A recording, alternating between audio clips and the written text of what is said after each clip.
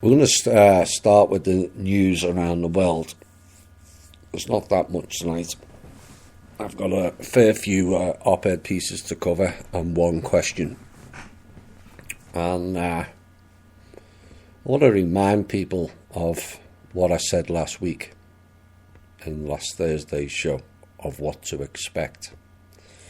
And I said expect chaos to reign now and to the end of the year and possibly beyond, depending on how things unfold.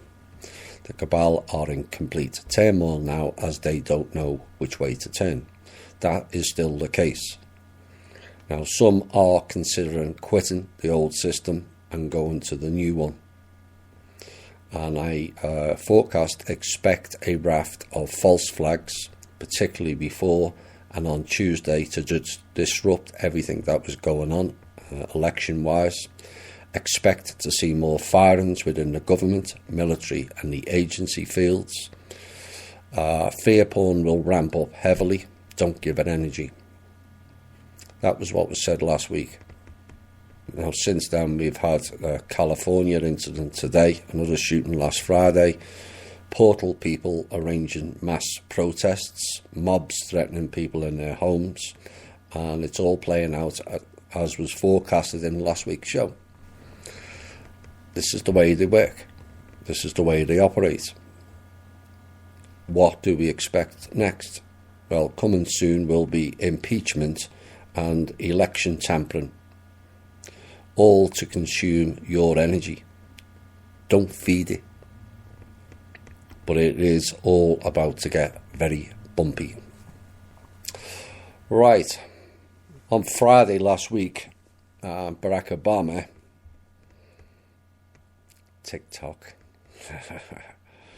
slammed Republicans during a rally in Miami, saying the GOP, quote, is taking our brave troops away from their families for a political stunt at the border.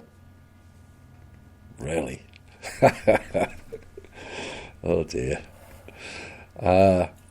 And he condemned Trump's deployment of what was then 7,000 troops to the border last weekend. And by Thursday, 109 troops had arrived in Texas' Rio Grande Valley. And on Friday, they set up a barbed wire on the McAllen Hidalgo International Bridge. Now, the influx of troops comes as a third caravan of 1,500 migrants from El Salvador entered Mexico on Friday. They weren't allowed to cross the bridge from Guatemala into Mexico, so they waded across the Suchiate River instead. What a total hypocrite Mr. Obama is. You know, do these ex-presidents have total memory wipes upon leaving office? Quote, taking our brave troops away from their families. What about Afghanistan, Obama? What about Iraq? What about Yemen? What about Syria? What about Lebanon? Is that not taking our brave troops away from their families? And what about the 800 bases that are littered all around the world? Is that not taking our brave troops away from their families? For the first time in a long while, a president of this country has vowed to defend this country. And anyone thinking that these people are poor migrants, think again. There may be some amongst them. Most of them are freedom fighters for the rogue elements. Most of them are being paid between $1,500 to $2,500 each to travel on that caravan as a distraction, whilst the poor people are held, the ones that they really want to get through to cause mayhem on American soil, which Mr. Obama funded via the Muslim Brotherhood, Langley 3. This is why Trump sent those people down. So in my opinion, they should have been sent earlier, a lot earlier. When people fully understand and grasp the enormity of what's been going on that southern border, then people will realise what is really playing out. Now, the Pentagon, predictably at this point, actually rejected a request from the Trump administration for troops to help counter a group of Central American migrants walking to the US border to request asylum. It's nothing to do with requesting asylum. I'll repeat that again. It's mercenaries wanting to cause mayhem. But the Pentagon refused. The Department of Homeland Security asked the Pentagon to provide a reserve force that could be called upon to provide crowd and traffic control and safeguard customs and border protection personnel at the border. However, the Pentagon rejected the request on October the 26th, even as it signed off on providing the Department of Homeland Security with air and logistics support. Interesting. Air and logistics. What are the logistics for, or who are they for, more importantly? Medical personnel and also engineers. It's understood that the request was turned down because the Department of Defense felt that active duty troops do not have the authority to conduct that type of mission unless they are granted additional authorities by the President. I'm going to peel that back, because this is something that's been said regularly in this show. Under normal conditions, the US military, which is not the American military, to make it clear, are not allowed to interact on American soil. There you have it right there. The Department of Defense felt that active duty troops do not have the authority to conduct that type of mission unless they are granted additional authorities by the President. They're telling you there and then what's been going on. Now, defence officials have emphasised the troops at the border are there to support civil authorities and that they are not expected to come into any contact with the migrants. And the US military, as I've said, is forbidden by law, their laws, not ours, from making arrests or otherwise performing domestic law enforcement functions. This is not domestic. This is an international incident that Mexico should be involved in, as Trump has said. It's domestic when it comes onto our soil. But this is an imminent threat to our country. Like I said, perpetrated by the same goon who's complaining about sending troops down, Obama.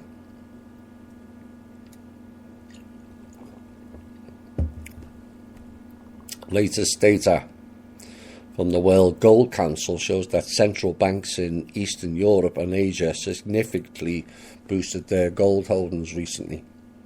Not a surprise. And the regulators purchased 148 metric tons of gold in the third quarter of 2018.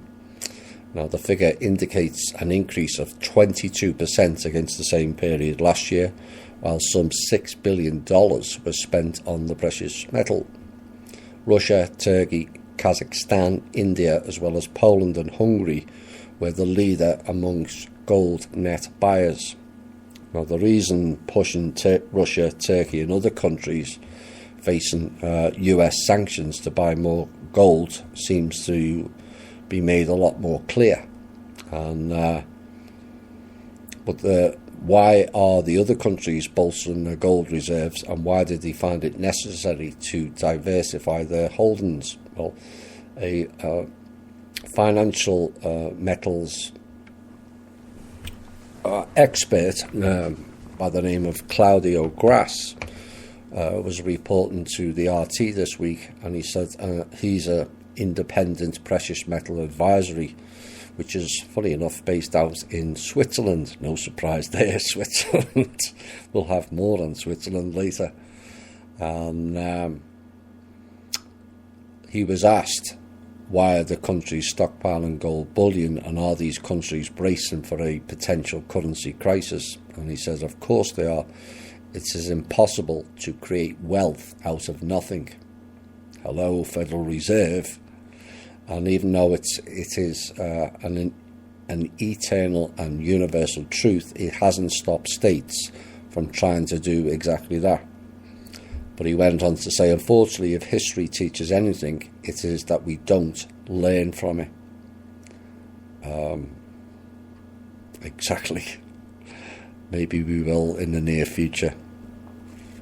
And he went on to say, we are now stuck in a system that came 35 years ago, 1975. We were talking about that in a recent show. And took us from 20% interest rates to zero and then to negative rates. And we are sitting on a gigantic bubble in terms of illusionary financial wealth. Exactly. And at the end of a long-term debt cycle, and the bill for the massive credit spending of the past decade is now about to come in, which is why the world is in financial turmoil. Central planners can manipulate the markets and the economy only for so long before their actions lead to a predictable bust, and that pattern is becoming more apparent to more and more people. Now, as public faith in government collapses, so will the value of their currency. So the question was then asked, why aren't Western countries doing it? Well, it seems they're only interested in gold-traded ETFs.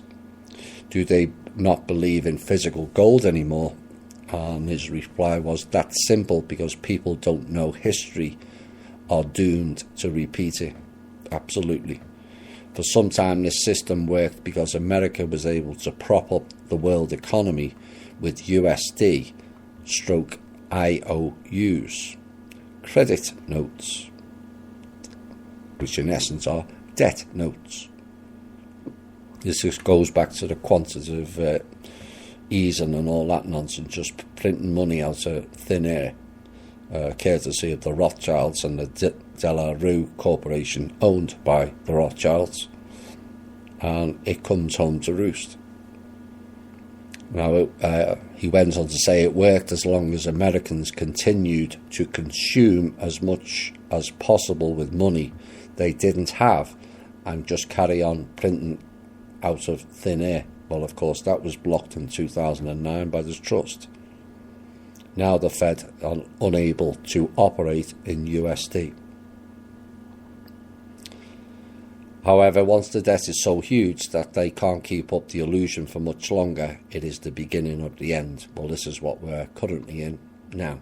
It's the beginning of the end of the old financial system and an introduction of the new one, whether they like it or they don't. How long it takes remains to be seen,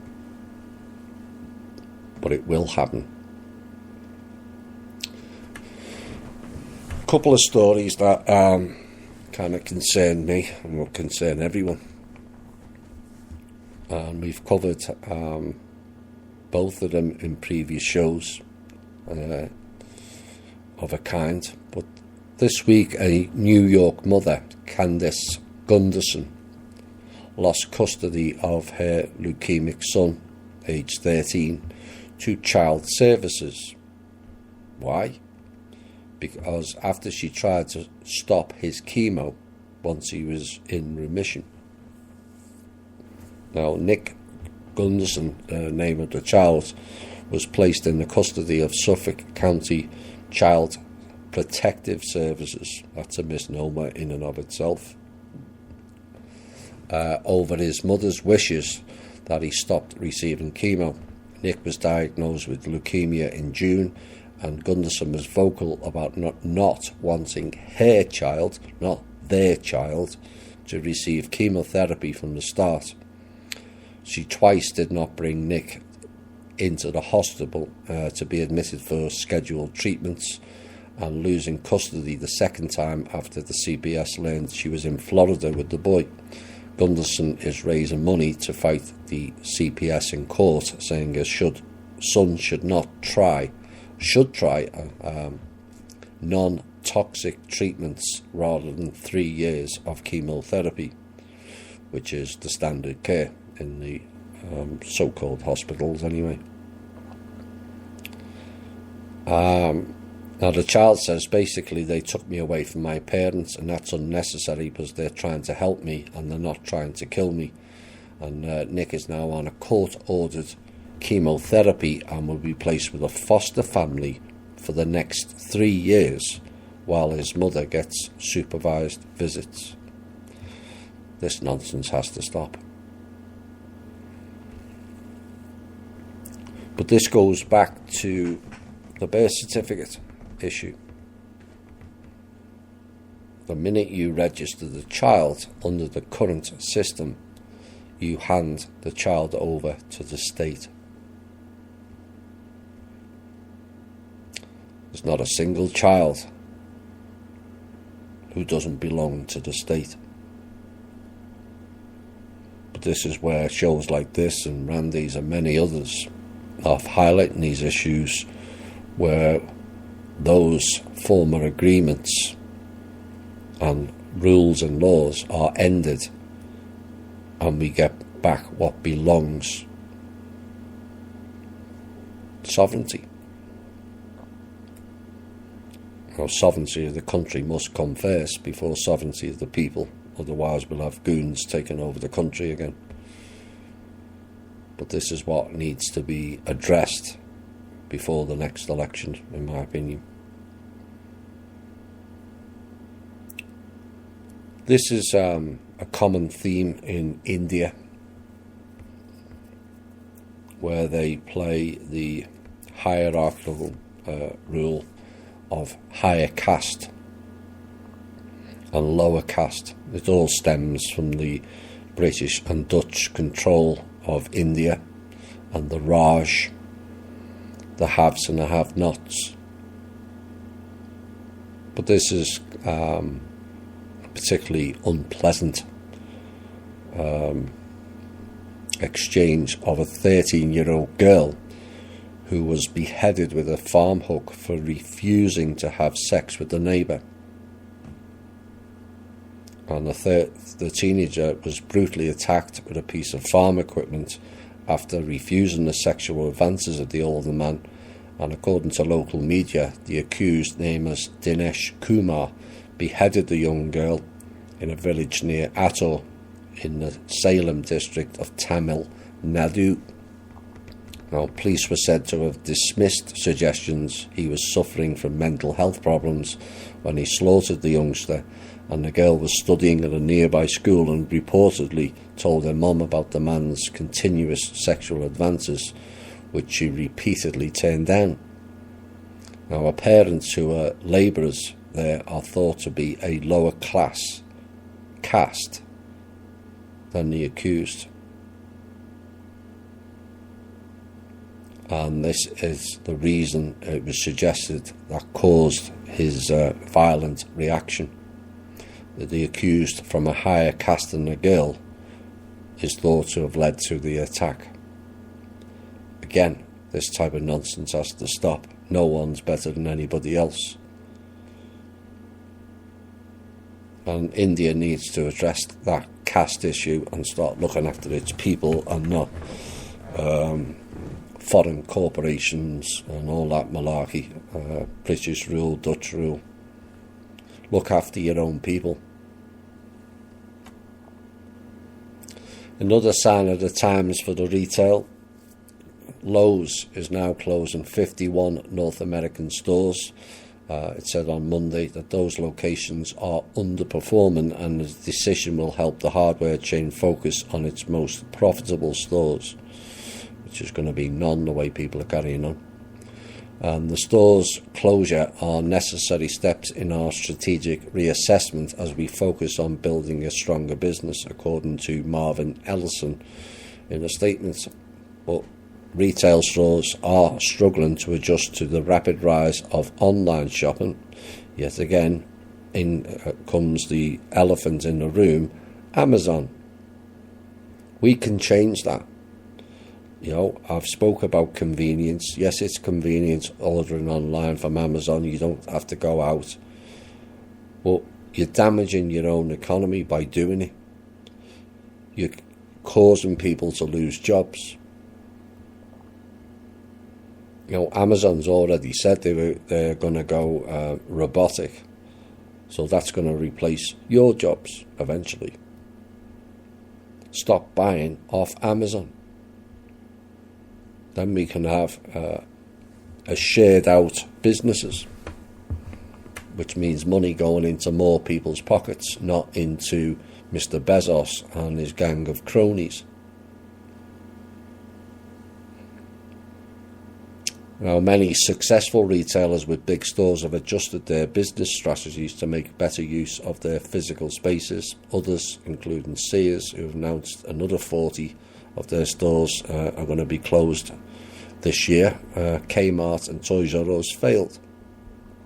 Now, Lowe's and its rival Home Depot have proven to be largely Amazon-proof because Amazon does not sell lumber or other heavy, bulky home improvement products yet. But Lowe's is struggling to keep up with Home Depot, and last year Home Depot's revenue hit more than 100 billion, while Lowe's sales were below 70 billion. So they're in trouble. And yet, according to the financial experts, everything's going swimmingly.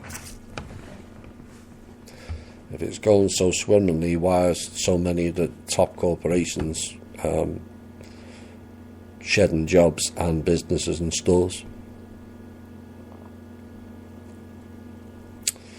On Sunday morning, Georgia's secretary watched this state. There's a lot of fun and games going on in Georgia, particularly Atlanta. Keep a watch out for it. But the Georgia Secretary of State Brian Kemp unleashed a stunning allegation, and state Democrats had committed possible cybercrimes after a tipster told party officials he had found gaping security holes in the state's voter information website. Now, the affair quickly degenerated into back and forth about whether Democrats had promptly informed officials of the possible security breach. And a representative for Kemp, the state's Republican candidate for governor, denied vulnerabilities existed in the state's voter lookup site and said the problems alleged could not be reproduced. But in the evening hours of Sunday, as the political storm raged, ProPublica found state officials quietly rewriting the website's computer code. Not a surprise. Said last week in last week's show there was arrests in Atlanta, and more will follow. ProPublica's review of the state's voter system followed a detailed recipe created by the tipster, who's described as having IT experience, and alerted Democrats to the possible security problems. Using the name of a valid Georgia voter who gave ProPublica permission to access his voter file, reporters attempted to trace the security lapses that were identified. Now, the ProPublica found the website was retaining information in such a way that it revealed hidden locations on the file system. It doesn't change, does it? It just doesn't change. Maybe it will by the time the next election comes around.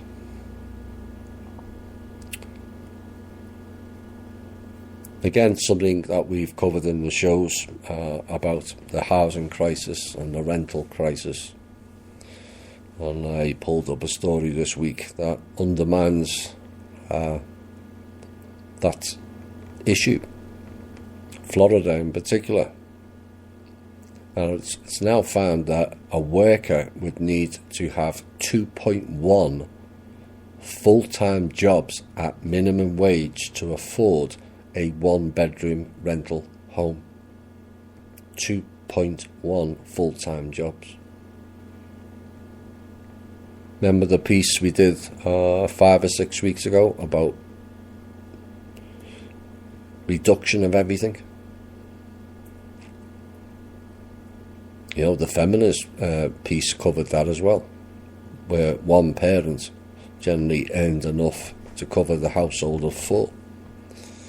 Now they're talking about 2.1 full-time jobs just for the rent. Now, this is according to the National Low Income Housing Coalition's annual report. A worker would also have to work 84 hours per week to afford a 1-bedroom rental. 84 hours a week. That's more than 2 weeks. Hello, Drake.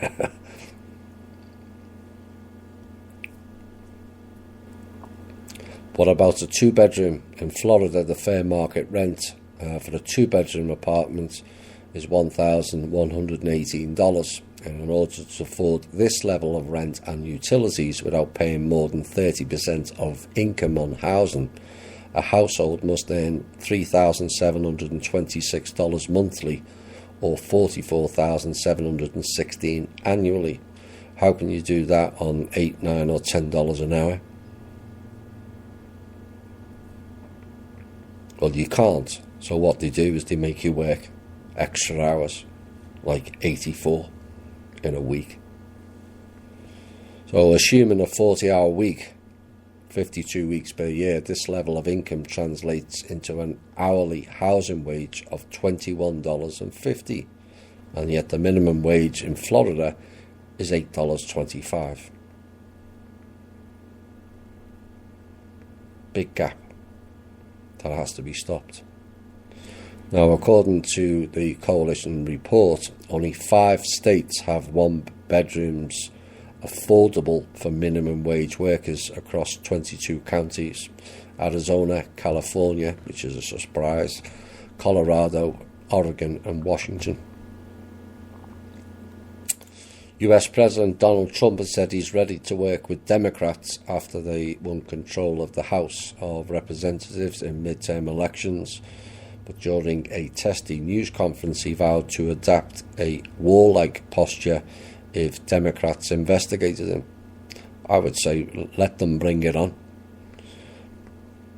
Let them bring it on.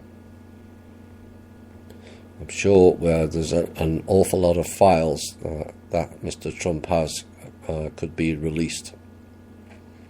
The Fulcrum files that you've been sitting on. The Republican presidents also clashed repeatedly with reporters at the White House, ordering them to be quiet, and top Democrat Nancy Pelosi, oh dear, the top Democrat, offered to work with Mr. Trump, but pledged due to oversight of his administration to look into it. The oversight of the Trump administration. Now, I'm not the best speaker, but it will be funny listening to Pelosi as Speaker of the House, because she'll do more for Republicans than any other Republican candidate.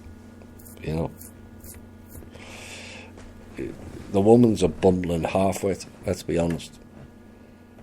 But the question remains as to why Pelosi and her crew didn't do oversight in their own administration under Obama, like how the national debt went up $8.6 trillion in a downturned economy.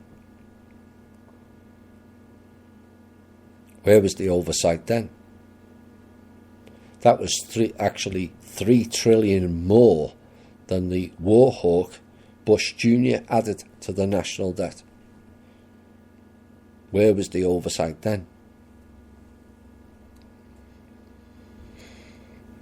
Couple of more stories and then we'll get into a music break and then the meat of the show. Saudi Arabia's top government think tank is now studying the possible effects on oil markets of a potential breakup of OPEC.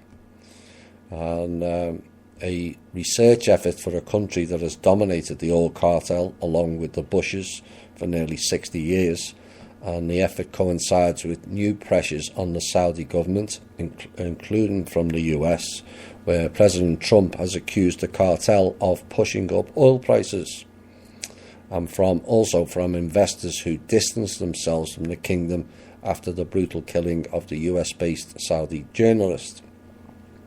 Now, while the think tank's president Adam Sieminsky said the study hadn't been triggered by Mr. Trump's statements. Yeah, right. A senior advisor familiar with the project said it provided an opportunity to take into account criticism from Washington. And depending on the findings, the study could offer a defense of the cartel and the Saudi role in it. I would watch that closely. I said in a recent show, watch Saudi, watch Israel, and watch Yemen. I was sent these two pieces by one of our members, and it highlights people power. So we'll end this news around the world with two items where we can. It shows that people, when they get together, can do great and extraordinary things. It doesn't require money, it just requires effort. Now, this first one is about a church in The Hague protecting an Armenian family which had applied for asylum as their father was a political opponent of the current regime in Armenia. And the Dutch court ruled 3 times that the family was entitled to stay in Holland, and yet the state appealed every single time in order to expel the family. Now, the Protestant Bethel Church in The Hague pleads for a more generous pardon when children are involved. The children grew up in Holland and have integrated within the Dutch society. Now, in order to help, the church decided to offer shelter to the family and is protecting them against the authorities by keeping a marathon church service. As long as the church service is taking place, the police are not entitled to enter the church. Sanctuary. Now, the entire community is now committed to help continue the non-stop ceremony so the family cannot be expelled. All of them are acting out of charity. The church gets support from all over the country and also from priests and church choirs who are willing to make hours and long contributions. The church service has been going on now for over a week, and we applaud those people. I'm sure everyone listens to this, but this is what happens with people power. How we as a collective can circumvent the injustices of the system by using our creativity and bundling our strengths. Now, the second story is about a bookstore in England called October Books that was forced to move out, and the store was struggling to pay the rising rent prices and had started a crowdfunding campaign in order to buy an old bank building that was just down the block. Now, what turned out, it was hundreds of regular customers helped with donations and loans in order to meet the crowdfunding goal, and yet the move to the new location also created another financial challenge. How was the bookstore going to pay for the move? How do you move all them books and the shelves, and safely? Most bookstores, you have to be rather careful with carrying the old books. Well, they put out a call for volunteers to form a human conveyor belt between their old store and the new location, which was 500 feet down the road. And they expected maybe a few dozen people to show up, but to their surprise, and it's nice to hear, over 200 people, young and old, lined up on the sidewalk to pass each of the 2,000 books to the new home, book by book. And there was pictures of a happy crowd of people all lined up on the street. And yet again, this is another example of us using our creative abilities and efforts. The bookstore thought it needed money for the move, but it didn't need money, it needed people to help with the move. Just giving a little bit of their time, each making a small contribution, and a large group of people helped complete the goal without additional money. So that's two nice stories to end on, and hopefully we'll get more of those type of stories as time moves on. Lots of people are helping, lots of people have had enough of the dog eat dog, and people want to change their mindset. But as we complete an election week, and the first song of Back to Life, Back to Reality will honour that.